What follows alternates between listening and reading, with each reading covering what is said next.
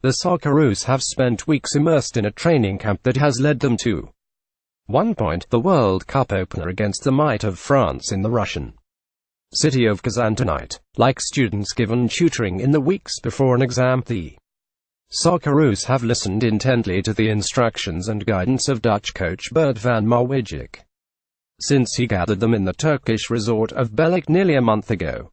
Since he succeeded Ange Postecoglou in January, Van Marwijk has been playing a high-speed game of catch-up, given little time to re-educate a squad so inculcated with Postecoglou's buccaneering style of play. How effective Van Marwijk has been will only become clear tonight, when the more durable style he has preached is set against the flair and goal-scoring threat of France.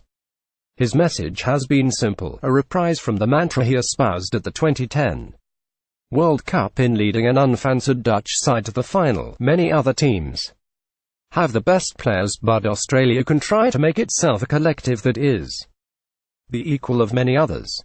Starting with a blank sheet, Van Marwijk has picked on merit and gut instinct. Captain Miles Jedinak appears set to start the game on the bench, an unthinkable prospect less than 7 months ago when his hat-trick in the playoff against Honduras guided Australia to one of the last spots in Russia.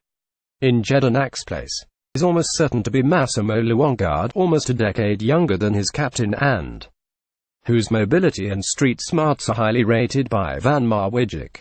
Up front will be the beneficiary of Van Marwijk's belief in his own ability to identify talent. 2 years ago, Andrew Nabbout was told he wasn't good enough for the Malaysian second division. Now, Van Marwijk will send him out to ruffle feathers in the French defense with his speed and ability to harass the Les Bleus rearguard.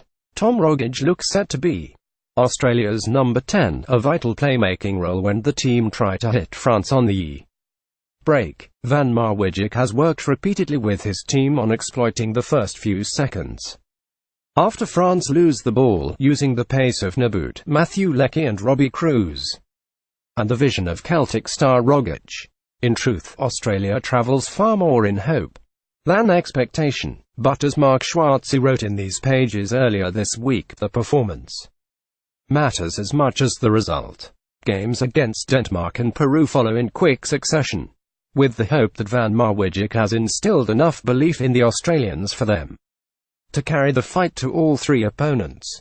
Not since 2006 has Australia qualified for the knockout stages. A fresh page of history is waiting to be filled in, but it hasn't meant a thing with the bookies, with the Socceroos written off by punters, with a France upset equaling the record for the longest ever odds to win a World Cup match. Ange Postecoglou's depleted side, which faced Spain in the final group match of the 2014 World Cup, is the only other time Australia has been at $13 to win, followed by $11 to topple star-studded Brazil in 2006. Switzerland pulled off the greatest boil-over since 1998, with the $15 outsiders upsetting Spain in 2010. Saturday night's $1.22 favourites France would be the shortest priced losers since that $1.25 Spanish side's defeat. The Socceroos must draw inspiration from 2016 Premier League winners Leicester City, who started the season at $2,001, with punters having little faith in Bert van Marwijk's side, with an underdog World Cup win rated a $301 long shot. The Socceroos are $5 to reach the round of 16 and $1.18 to be eliminated at the group phase. Despite the long odds, there have still been plenty of patriotic punters getting behind our team, with the Socceroos far and away our worst result to win the tournament. Tab's Nick Quinn said. Tim Cahill is $2.75 to join World Soccer's immortals by scoring at a fourth World Cup.